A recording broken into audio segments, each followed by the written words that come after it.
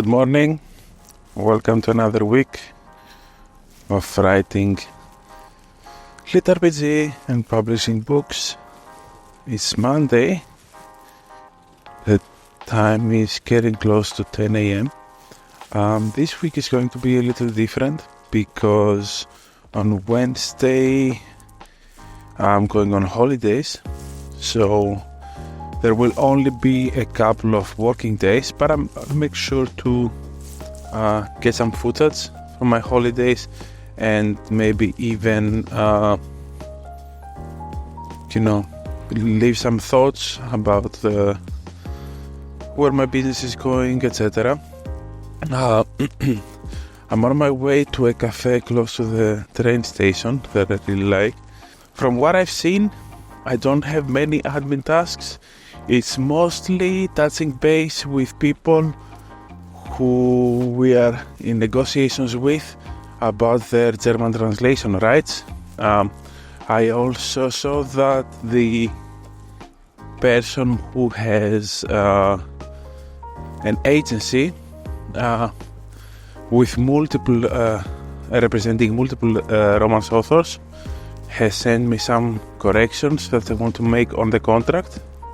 I will need to check that email, and I will probably, instead of making the changes myself, send them the contract in docx format so that they can make the changes and I can review them when I'm back. It's unfortunate that we haven't signed any of the 6 series that have agreed yet, but at the same time it's not like our translations don't have any titles to work on, so that's fine. And also I saw that the covers for the series that we will be putting in Royal Road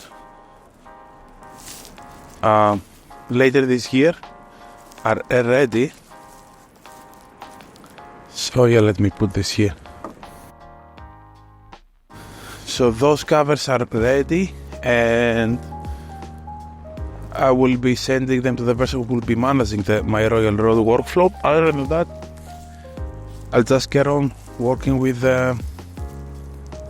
my book, edit some chapters. All right. Oh, it's sunny. The time is getting close to 3. So that's 4 hours of work roughly. I edited 3 of my chapters. The boys, the 4 main characters of the book are about to leave their village and go to the Magic University, or at least the town where the Magic University is in. In terms of admin tasks, I sent all of my emails out. Everything is ready. I let people who I'm in continuous contact with about contracts and stuff like that I'll be going out on Wednesday. And I also had a short call with the person who will be narrating my Apocosmos series again. So we will be re-releasing the series hopefully this year as audiobook. And we had a short call about things that we might want to remove and voices and stuff like that.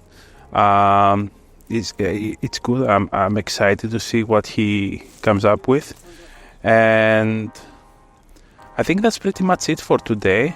I'll go home, take care of an invoice, a meta invoice for ads that came in, and yeah, pretty much call it a day. I don't think I'll be doing any more work. Maybe I'll get my suitcase done, and yeah, pretty nice day. A pretty nice view.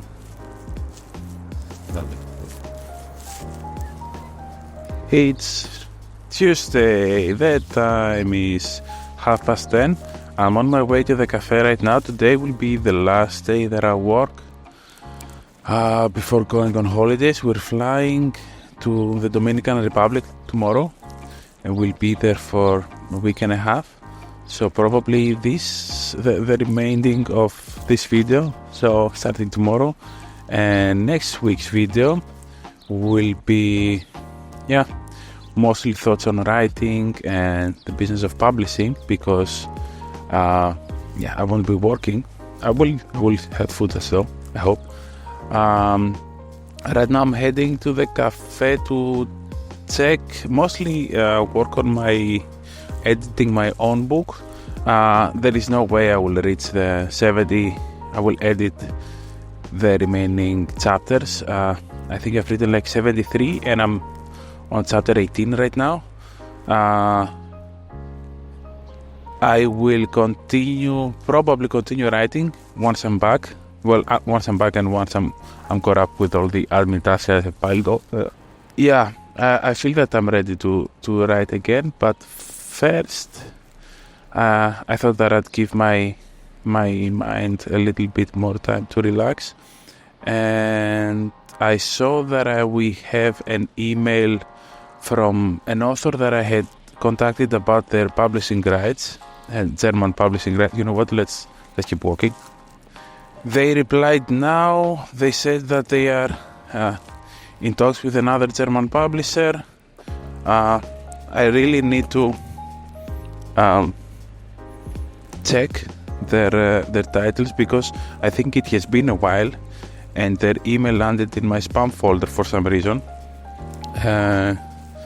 So I need to remind myself what their catalog is and reply to them. I also saw that one of our paperbacks was rejected by Amazon. This happens sometimes because the text in the spine is not aligned correctly, and Amazon has this automatic check. Sometimes they work, sometimes they don't, when it comes to checking how the paperback covers are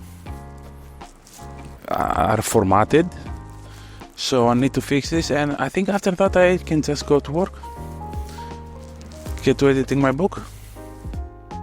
The time is almost 2 o'clock. I'm heading back home for lunch. I worked on 3 chapters, but one of them was quite small. I think I've edited like 20 chapters out of the 70 something that I've written so far. I don't know if I will keep this on even after I come back from the holidays, but at least it has given me some confidence that the story is good, that the characters are fleshed out. Other than that, I worked on keep walking. I worked on making sure that everyone knows that I will be out. I forgot to set up an out of office message. I need to do that. A friend of mine sent me their prologue to a book that they will be writing. So I checked that and provided some feedback that I hope would be helpful. The feedback on chapters is there is no right or wrong way to do things. There are some things that are universally true, or at least hold their value, but only when certain parameters are set.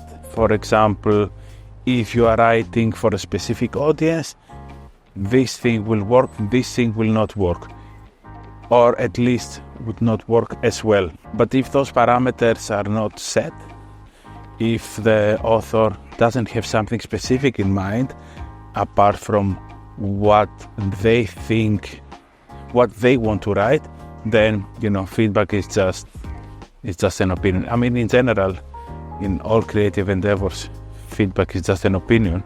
Take it or leave it. There's no right or wrong way to do things. But I also replied to a couple of emails, but not much more.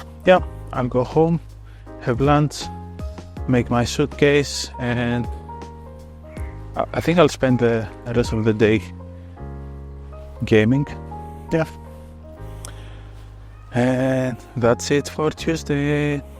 So since I will be traveling the next few days, I thought I'd spend some time talking about the main characters of the previous series I've written. I feel like this can be good insight into my process as an author, but also a great retrospective and perhaps a pat on my back about my progress. And all this while you enjoy some footage I got from my holidays in the Caribbean. So for Wednesday, let's start with my first ever novel, which ended up being a trilogy. The first book was called The Liturgy and was part of the Mana trilogy.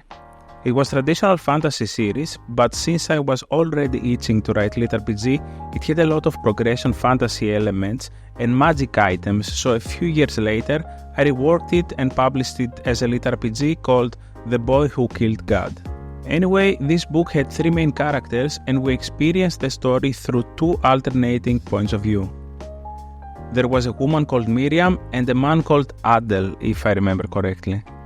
The third character was essentially the big bad evil guy of the story, though this was only revealed at the end of book 2. These being the first characters I had created and written were honestly not great.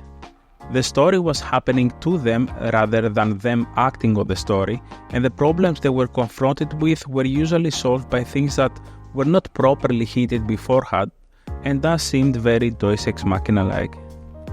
Another thing that I didn't do well with them was lingering too long in their thoughts and sometimes going into deep and long introspections that really did not help with the story's pacing at all, and neither was it helping with relating to them.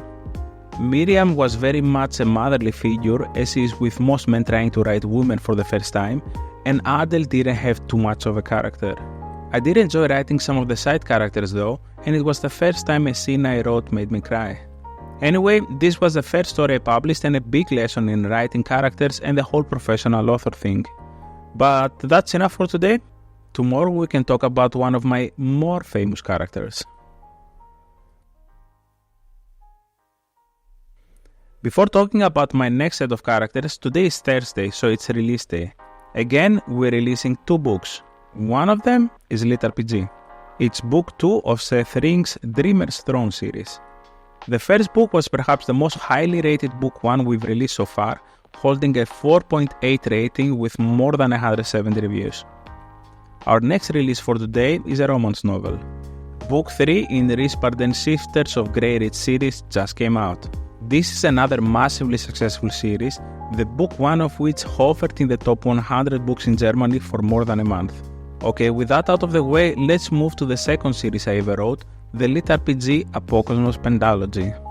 The main character of this series was Alexander, a human berserker, though many readers argued that the true MVP of the story was his sapient corgi spellcaster, Louis. Alexander was a man who was already at his worst when it came to his psychological state, essentially the only thing keeping him alive being his deceased girlfriend's dog. The story started at the point where he was forced to act and things started getting better. But in the process of this story, he was shedding a lot of bad traits and habits. The most obvious one were his anger issues. He is a berserker after all. What I tried to do with this series was show how there can possibly be an out for people even if they're in the deepest hole possible. Alexander's partner was killed while waiting for him, and since that day he was blaming himself for being late. It was only through the side characters and the situation that he was thrust into that we were able to take a better look at his problems and finally pull him out, or at least deal with them. Also, this series has quite a few side characters I enjoyed writing a lot. His corgi sidekick isn't just a cute furball but has its own motivations, like saving all stray dogs. On the second cover we have Alexander's best friend, Leo, a noble-like spellcaster whose father is never satisfied with his performance and he has to deal with those issues. The third book has Rory on its cover, a king who lost his hold to a dragon and along with it, his 9-year-old son. I think his story was the toughest one to write because he has the toughest exterior of them all, and such characters are the ones that get me the most. The ones who seem like nothing can touch them, they have gone through hell, but there is one thing that absolutely brings them to their knees. There were also a lot of issues with the responsibility of a father and a leader, so that was a very interesting thing for me to write. On the fourth cover is Yelena, a shapeshifter who was thrust into this situation carrying some burden of her own. Namely, her wife was murdered and she was out for revenge. I'm not going to go too much into detail with her storyline because that might be too much of a spoiler, but she was lots of fun to write because her class, a tank, was a direct contradiction to her inability to protect her loved one. And lastly, the 5th book had Elduin on its cover, the bard of the group. He was a broken man that was tortured for years in the clutches of a dragon. With this character, I wanted to touch on belief. Elduin was a devout follower of a specific goddess, and over the years of his captivity, he slowly lost his religion. Mind you, deities are not something imaginary in this world, so the betrayal was absolutely tangible, and dealing with that was a very fun way to build his character. But that is all for today.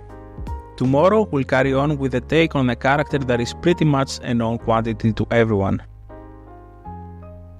Alright, the next series I wrote was called I Am Zeus, later reworked and to be re-released as Mountain of the Immortals. The main character was Zeus, but I didn't just want to write another horny, overpowered version. Not that there's anything wrong with writing any version that was already written before, but in this case I wanted to try something different. Zeus was the youngest son in his family, and even though he was partying a lot, this was a result of the way he was raised and the burden that he was carrying. He was not the firstborn, but still had to present himself in a certain way, so his lifestyle was more of a reaction than anything. And of course, he was pressed down by his father, who was paranoid about his children wanting to usurp his throne, just like he did. So we already have an unwilling hero who is also very intimidated by his father, and this is the biggest obstacle that he needs to overcome. And in an art imitates life fashion, he's only able to do so with the help of friends, his chosen family. That series had its own problems, and it caused me problems while writing it too, but I feel like the characters, or at least Zeus, was well thought out, and I tried to portray his struggle the best I could. Next up, I was thinking of looking into the characters of my Physics of the Apocalypse series, and then talk a bit about my 4 latest characters that I'm in the process of writing. This will have to wait until next week though. Thank you for joining me in this unconventional video, and I hope you enjoyed some of the beautiful images from the Dominican Republic. If you did, I'd appreciate you subscribing to this channel and liking this video. Thanks and have a fantastic day. Okay, bye!